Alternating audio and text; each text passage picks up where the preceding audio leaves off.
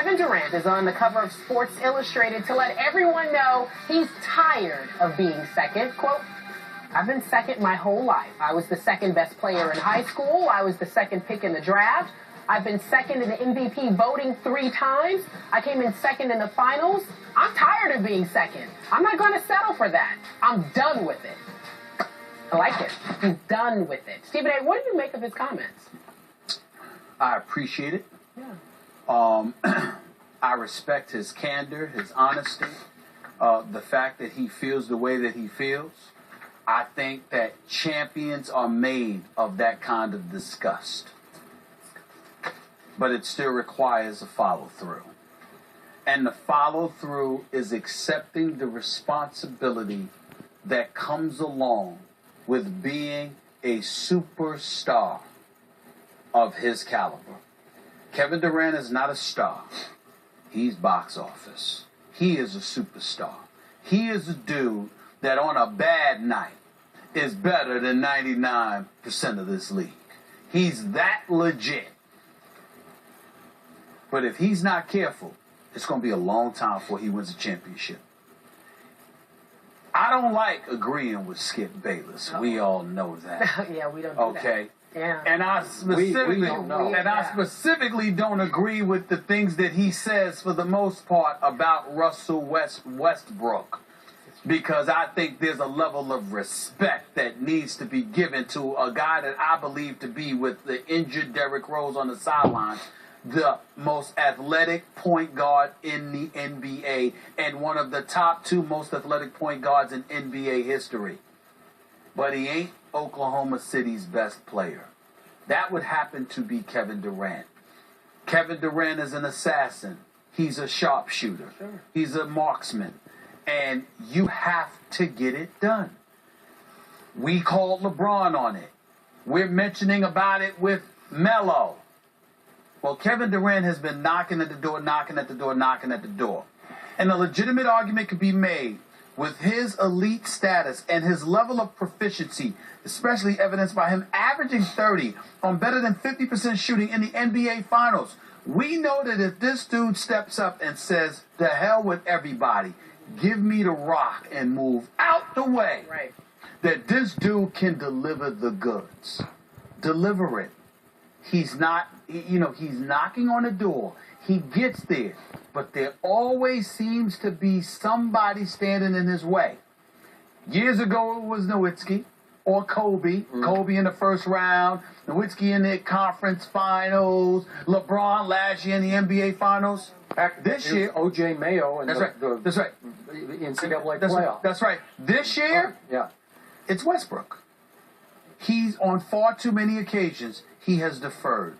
That is unacceptable. Yeah. Kevin Durant cannot defer. Kevin Durant needs to be deferred to. He needs to be a cleaner. Stephen A. Smith, I'm going to remind you, I have sat in this chair since Kevin Durant was a freshman at the University of Texas and said, this is it. This is the next great player. I called it when he was at Texas, and I said, he's my favorite player to watch in all of basketball. He's going to lead the NBA in scoring. Some people laughed at me, and he has now led it 3 times and could have led it 4 if he had chosen to do so this year. But, Stephen A., as you know, I have spent much of this year trying to psychoanalyze this new Kevin Durant, this not nice Kevin Durant. And I'm failing, Stephen A., because I can't figure him out. I hear what he just said, that he's sick and tired of being second. But as you say, he needs to now walk the talk. Actions speak, words don't speak. I don't care what words are flashed up on the cover of Sports Illustrated. I care what I see tonight when they play the Houston Rockets, what I have seen all year. I saw Russell Westbrook take 102 more shots this regular season than the best player in pro basketball, Kevin Durant. Why is that? Why would he defer and say, you be the go-to guy? I'm going to go to the top, Stephen A. Smith. You covered Michael Jordan, as did I. Did Michael Jordan ever say, we're better if Scottie Pippen takes more shots than I? No! That would have been laughable. That would have been blasphemous to Michael Jordan. And I don't have the number in front of me, but he took thousands and thousands more shots. It was laughable how many more shots he took than Scottie Pippen took. Now, as you say, the operative word here is deferred. Kevin is deferring to Russell Westbrook. He deferred to Carmelo in the scoring race. There was a point about a month ago, he said, you know what, I don't want it. And I thought, well, maybe this is a different guy who wants to spread his game out, be a little more all-around, be a little more LeBron-esque, and say, I don't want a scoring title, I want an NBA title. Exactly. I like that. That could have been it. But again, you're deferring. And Stephen A., on his own team, he's saying he's the go-to guy now. He's the face of this team. He's got all the crazy post-game attire. He's the star of the franchise. Well, he does. And Kevin seems completely okay with that, way to a fault. Because at a time he's saying, I need to assert myself, he's conceding everywhere in his life. And he even conceded again, and I know I took him to task, and you thought I way over-exaggerated and overreacted, but he again worked out with LeBron in the offseason. And people far smarter than I have said, boy, that does give LeBron some advantage if they go head-to-head in the NBA Finals, because you know the nuances of his game. You know the sort of psychological weakness that you might have here that you could attack on Kevin Durant. You could say it could be the other way around, but I think right now, LeBron is in the power position. And again, they worked out together in the offseason. So I'm saying you're deferring, you're deferring, you're deferring. You're not saying, I'm the man. You're saying, LeBron's still the man, and Russell's the man, and Carmelo's the man, and you're second, Stephen A. I don't want you to be second. I want you to be first. I want you to act like you're first. Show me action first. Take over. That's all I want to see. I think he hates losing now more than ever. I believe him. And more importantly, I trust him. But I keep going back to Miami. Skip, 60% shooting, 36 points in game 1. 54% shooting, 32 points in game 2. Who won that game?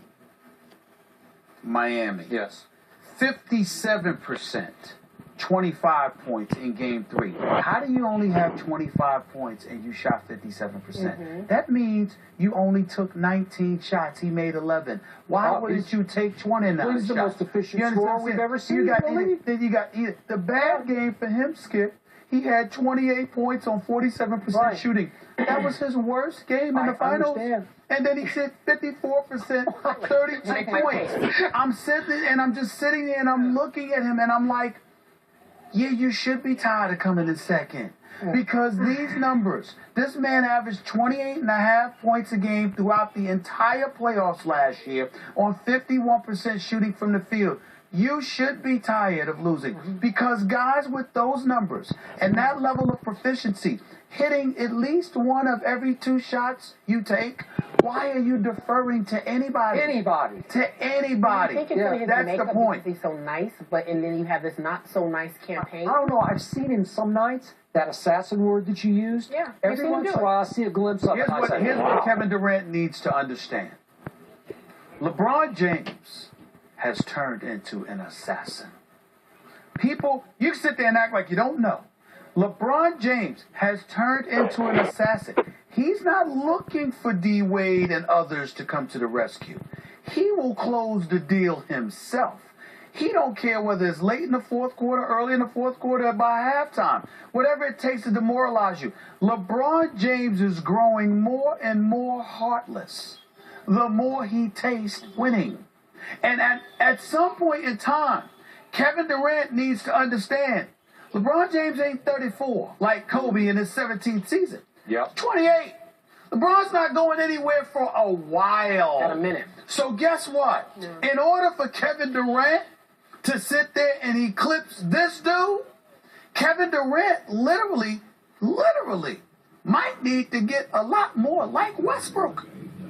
And just get, I don't care, and just become a raw dog. I agree. He may need that. Yep. Because that may be what it takes. Become an assassin. Right. He's got to do it. Just for the record, to close this discussion, in the years that Michael Jordan and Scottie Pippen played together, Michael took 6,428 more shots than Scottie Pippen. Well, you can't compare the two. I know, but it's just ridiculously more. But Scottie Pippen's expertise, Skip, was defense. He could score, but he was a stopper. He was and he was a complementary piece. Yeah. Russell Westbrook can average 30 if he wants to. Okay, That's not Scotty's game. Scottie could average 32 if he wanted. If he had these, Scotty never when had Michael that. was gone. Scotty, I understand that, and they could have won the finals if they didn't get that bogus call by Hugh Hollins at the Garden. I know the Knicks benefited, but please understand, Scottie Pippen was never the scorer that Russell Westbrook is and can be. Yeah. The difference is that Michael wasn't deferring, and Kevin Durant is more inclined to, which makes it worse. Okay, last point. I did say a few weeks ago, Russell Westbrook, inch for inch, is the most talented player in the NBA. You did say that. That doesn't mean that he should be taking more shots. Okay. Speaking of MJ, he's